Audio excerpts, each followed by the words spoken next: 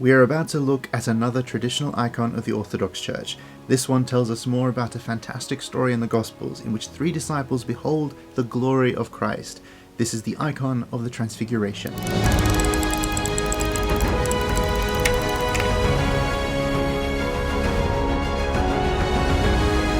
The word transfiguration means a change of form and appearance to something greater, something glorified. In the Gospels, Jesus Christ takes Peter, James and John, three of his disciples, up onto a mountain peak. There, he is transformed in their sight. They behold him shining brighter than the sun, and alongside him are Moses and Elijah, two great patriarchs of the Old Testament. This event is known as the Transfiguration. It is one of the 12 great feasts of the Church, and in Orthodoxy we celebrate it every single year on the 6th of August. This event is a theophany. It is a visible manifestation of God and a further revelation of the Holy Trinity. As with all of the episodes that we have done on icons, I have to open with a disclaimer that this episode will only introduce some of the beauty and truth that is found in this image. There is so much more to learn about iconography, about the Transfiguration, and about the Light of Tabor. Mount Tabor isn't mentioned as the location of the Transfiguration in the Gospel stories, but Christians have held Mount Tabor to be that location for the entirety of our history. And today there is an Orthodox monastery on Mount Tabor, housing the Church of the Transfiguration. And so it holds a special place in Christianity as it held a special place in the Jewish tradition before us. The Jewish people won a major victory on Mount Tabor, and it is said that for centuries, beacons of light were lit on this mountain for Jewish villagers to know the times and seasons of certain festivals that were taking place. There is a small cave chapel on this mountain still in memory of the ancient Melchizedek, a priest from the Old Testament who is said to have met Abraham here in a cave on Mount Tabor. The mountain forms the backdrop of the entire image, which shows a rocky texture that leads to the peaks where Christ and the hierarchs are talking. There is a recurring theme throughout scripture of traveling to mountain peaks for profound spiritual experiences. Some versions of this icon actually feature the before and after moments of the story, Jesus going with Peter, James and John up the mountain and Jesus going down the mountain with them on the other side.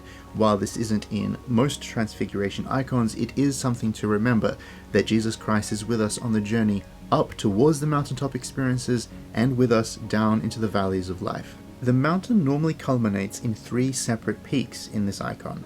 There is of course here a message concerning the Trinity, which this event is revealing, but these three mountain peaks are also connecting three different stories of mountaintop theophanies. Moses encountered God, Elijah encountered him. Together, these two great patriarchs of old meet their oldest friend here on Mount Tabor. The three mountains are brought together by Christ. The brightest and most visually striking part of the image is of course Jesus Christ himself, and he is dressed in the traditional robes of glory that are similar to icons of the resurrection and of the ascension. The Transfiguration is a time when Jesus is seen in glory, or as an old Orthodox hymn says it, "Your disciples beheld your glory as far as they could bear it." To this purpose, the divine light is once again represented in a beautiful shape called the mandorla, which appears in the icons of the resurrection and ascension. St. Gregory Palamas teaches that the light of the Transfiguration was the uncreated light of God, and that during this event, the disciples were for a short time given the grace to behold the true glory of Christ. The disciples are clearly having a tumultuous experience in the lower half of the icon.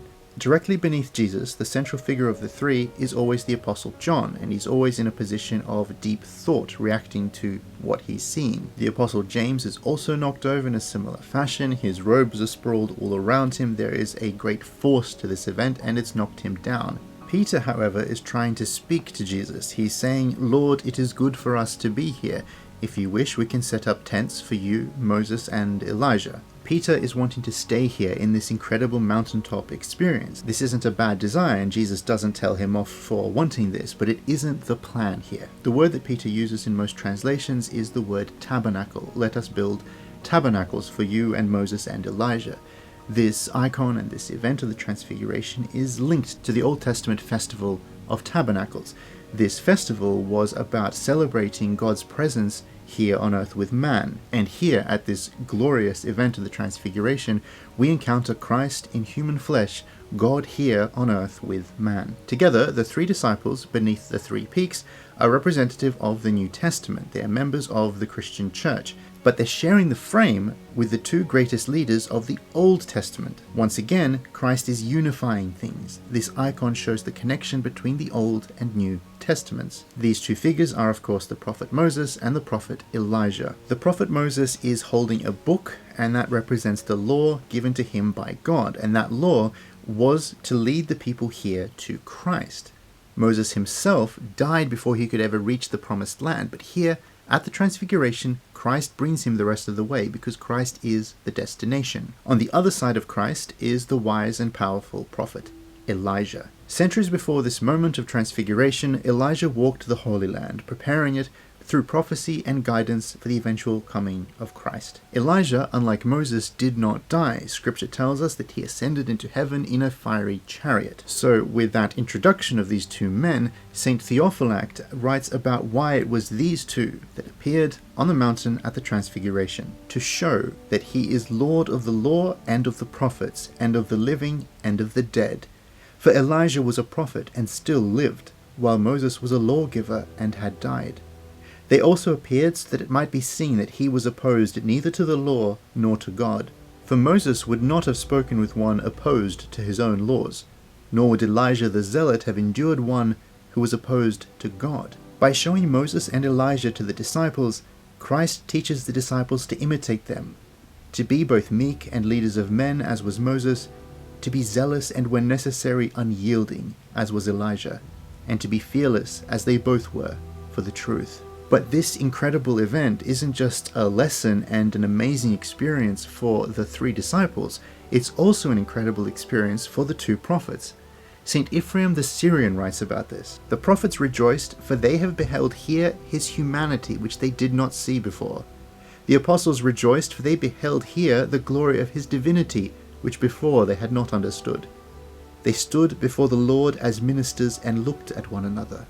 Prophets at apostles, and apostles at prophets. The mountain represents the church itself because Jesus united in it the two covenants accepted by the church and has shown that he is the giver of both. And so this icon is an incredible visual of unity because we have Moses, the lawgiver, who was buried, and then we have Elijah, the prophet, who ascended into heaven. So Christ is unifying the law and the prophets, the living and the dead, the earth and heaven, the New Testament and the Old Testament, the apostles and the prophets before them, the church and the Old Testament. The Transfiguration is for the Orthodox Church a celebration commemorated every single year, because like all of our other festivals, it isn't about an event that occurred centuries and centuries ago, it is about a constant reality. The Church participates in the events of the Transfiguration, and so we'll end the episode on the beautiful words of Saint Anastasius of Sinai concerning the Transfiguration. Let us listen then to the sacred voice of God, so compellingly calling us from on high, from the summit of the mountain, so that with the Lord's chosen disciples we may penetrate the deep meaning of these holy mysteries, so far beyond our capacity to express. Jesus goes before us to show us the way, both up the mountain and into heaven, and it is for us now to follow him with all speed. Let us run with confidence and joy to enter into the cloud like Moses and Elijah, or like James and John. Let us be caught up like Peter to behold the divine vision and to be transfigured by that glorious transfiguration. Let us retire from the world, stand aloof from the earth, rise above the body, detach ourselves from creatures and turn to the Creator, to whom Peter in ecstasy exclaimed, "Lord, it is good for us to be here." It is indeed good to be here, as you have said, Peter. It is good to be with Jesus and to remain here forever. What greater happiness or higher honor could we have than to be with God, to be made like him, and to live in his light?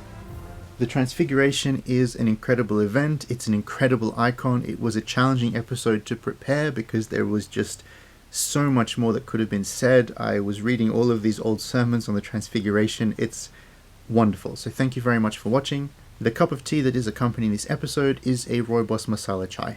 We've had it before on this channel and it's very good. So it's masala chai, all of that spice and tastiness, but there's no caffeine because it's using Rooibos rather than black tea as the base.